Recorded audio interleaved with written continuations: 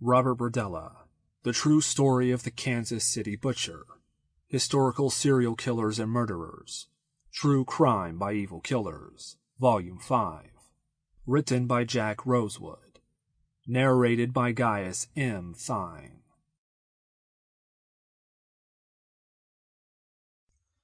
Prologue. It was close to 95 degrees in the hot sun on July 5th, 1984. Kansas City was in one of its worst heat waves of recent memory.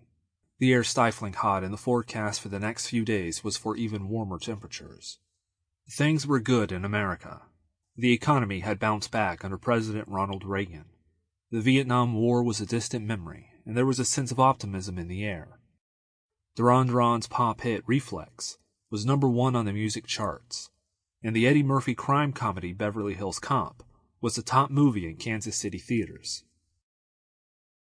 For those that lived on Charlotte Street in the Kansas City neighborhood of South Hyde Park, there was never much of a reason to give a second look to the man who had lived at 4315 Charlotte since 1969. It was like any other house on the street, a 2.5-story, wood-clad, Victorian-style home with a steep sidewalk leading up from the street. The yard was slightly overgrown and the front porch was a little worn from the effects of time, but certainly nothing that would lead even the most suspicious neighbor to suspect this was the den of a serial killer. Like many of the longtime residents on Charlotte Street, most knew each other by name, and Robert Berdella was no different. He was a lifelong bachelor and an open homosexual who owned a small curiosity shop down at the Old Westport Flea Market. He more or less kept to himself and was quiet and unassuming. Certainly nothing to make one suspect he was capable of unimaginable evil. There was little to suggest that on this night, in the hot upper floors of this unassuming home, Robert Berdella would finally succumb to a long-growing dark evil fantasy inside him, and start down the path of becoming Kansas City's most notorious serial killers. By the time authorities would arrest Berdella, 6 men, all believed to be active male prostitutes, would be brutally tortured and sodomized before finally being bled out like pigs in a slaughterhouse and cut up with a chainsaw. Once drained of their blood, they would be dismembered in a sexually fueled, sadistic trance that would shock even the most senior investigators of the Major Crimes Unit of the Kansas City Police Department.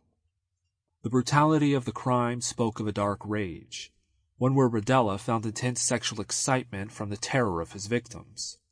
His fascination grew with the amount of pain he could inflict on the men he had bounded to a steel bed frame on the second floor of his home.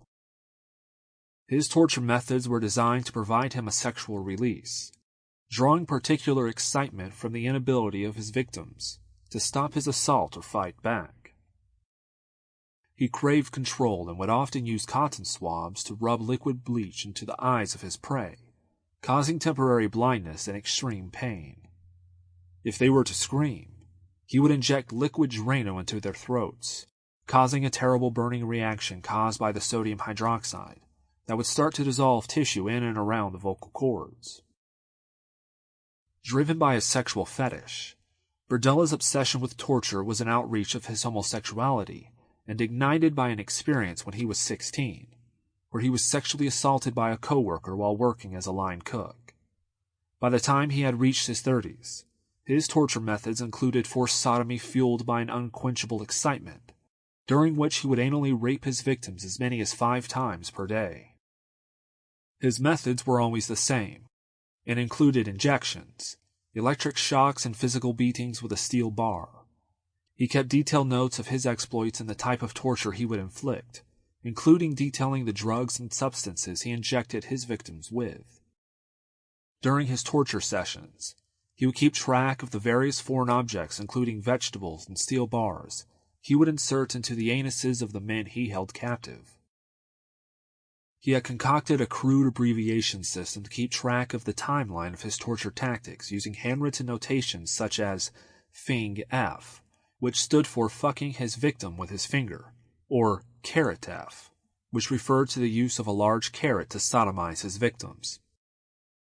He would take dozens of Polaroid photographs of his tortured sessions, which would serve as a morbid diary paralleling the detailed notes he made.